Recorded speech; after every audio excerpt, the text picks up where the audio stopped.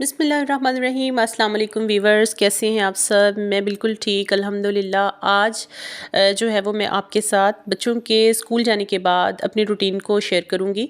तो बच्चे चले गए थे स्कूल जी, और यहाँ पे जो है वो मैं कर रही हूँ हर चीज़ को ऑर्डिनेट, क्योंकि जब घर के मेंबर्स जो हैं जॉब पे जाना हो, बच्चों ने स्कूल जाना हो, तो हर चीज़ जो होती है वो बाद में डिसऑर्डिनेट हुई हुई होती है।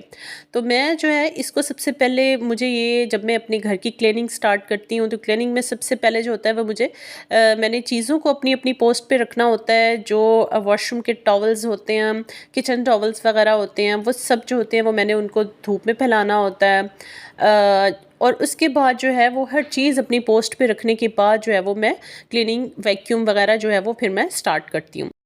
तो यहाँ पे मैं फैला रही हूँ अपने बेटे का बाथ टॉवल, बिकॉज़ आज बहुत अच्छी धूप लगी हुई थी और ये उम्मीद है विदिन 2-3 आवर्स में ड्राई हो जाएंगी।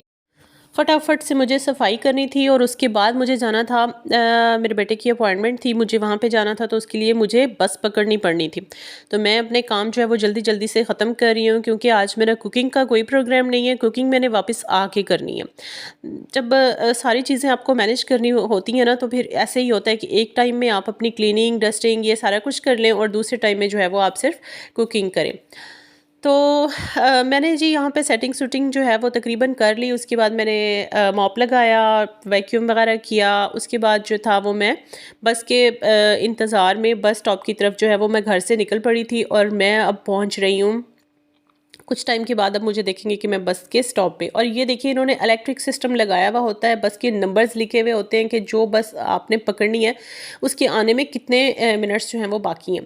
तो मुझे यहाँ पे 12 पकड़नी थी, तो उसके आने में जो था वो अभी 5 मिनट, जो सबसे ऊपर टाइमिंग लगी हुई होती है वो आपको बता रही होती है कि आपकी बस कितने मिनट बाद आएगी। तो यहाँ पे मेरी बस आ गई थी, मैंने पकड़ी थी बस, और अब जो है वो मैं जा रही हूँ डॉक्टर की क्लिनिक। तो यहाँ पर टाइम की जो है वो बहुत रिस्पेक्ट की जाती है। इवन कि आप जो है वो कुछ सेकंड्स भी लेट नहीं हो सकते। अगर आप लेट होंगे तो आपकी जो टर्न है उसको कैंसिल भी किया जा सकता है, या फिर आपको सबसे लास्ट में जो है वो आपको चेक करते हैं। तो हम जो है वो पहुँच चुके थे डॉक्टर की क्लिनिक के पास ही, तकरीबन वहाँ से बाय फुट चलना पड़ता है, अबाउट 15 मिनट का रास्ता था।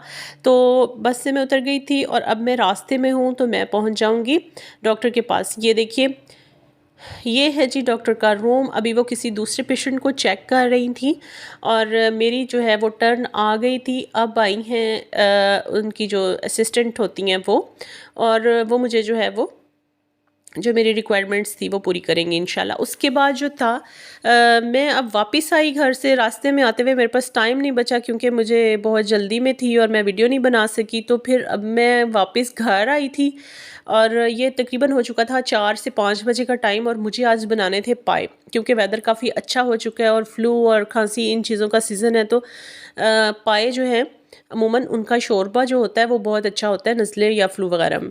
तो यहाँ पे जी मैंने पाए बनाए थे, और पाए मैंने किस तरह से बनाए थे मैं आपको बताती हूँ। पायों की स्मेल ख़त्म करने के लिए सबसे पहले आप प्याज जो है वो उसको गला लें। उसके बाद उसमें टमाटर डालें, उसमें ऑयल डालें और साथ में नमक मिर्च मसाला वगैरह डाल के तो पायों को अच्छी तरह से भूनिए, जितना हो सकता है उसकी भूनिए। उसको बाद जो है वो उसकी स्मेल ख़त्म हो जाती है। उसमें सारे मसाला जात डाल के अच्छी तरह से भून के उसको ढक्कन लगा के फिर गलाने के लिए रखें। बेशक फिर आधे घंटे का, पौने घंटे का, जितना भी टाइम आपको ज़रूरत हो। पायों की अगर छोटे हैं तो उसमें आपको तकरीबन 40 मिनट का टाइम चाहिए, और अगर बड़े हैं तो उसमें तो आपको अबाउट 1 घंटा लग जाता है। तो जो है ना, इस तरह से पाए बहुत मज़े के बनते हैं। तो यहाँ पर मैंने पायों को अच्छी तरह से भून लिया था और फिर मैंने इसमें पानी शामिल करके इसको तकरीबन 40 मिनट के लिए विसल लगा दिया था। ठीक है, तो ये थी मेरी आज की वीडियो। इतने सारे काम जो थे वो मैंने सुबह से लेके 3-4 बजे तक ये किए थे। यहाँ की रूटीन ऐसी ही होती है, बहुत टफ़ होती है। उसके बाद बच्चों को देखना होता है, उनकी कॉम्पितो वगैरह होमवर्क जो मिलता है वो करवाना होता है, और फिर पता है आपको ज़ोहर के बाद जो है वो ज़ोहर, असर, मगरिब, इशा, ये स्टेप बाय स्टेप जो नमाज़ों के टाइम होते हैं, भाग भाग के बंदा पूरा आता है। तो बेस्ट है कि डे के फर्स्ट जो पोर्शन में अगर आप सारे अपने काम ख़त्म कर लेते हैं तो उसमें बरकत भी होती है। तो चलें ठीक है जी, ये थी मेरी आज की वीडियो। मैं उम्मीद करती हूँ आपको बहुत पसंद आएगी। पसंद आए तो अपने फ्रेंड्स के साथ, फैमिली के साथ शेयर करें। और अपनी रूटीन जो है उसको इस तरह से रखें कि आप अपने सारे काम आसानी से मैनेज करें, अपने बच्चों को भी टाइम दें और अपने घर को भी टाइम दे सकें, और अल्लाह ताला की इबादत के लिए भी आपके पास जो है वो थोड़ा बहुत टाइम निकल आए। तो अल्लाह ताला की ज़ात जो है वो हमें हमारी इबादत को जो है वो कबूल व मंजूर फरमाए और हमें इबादत करने का ज़्यादा से ज़्यादा मौका दे।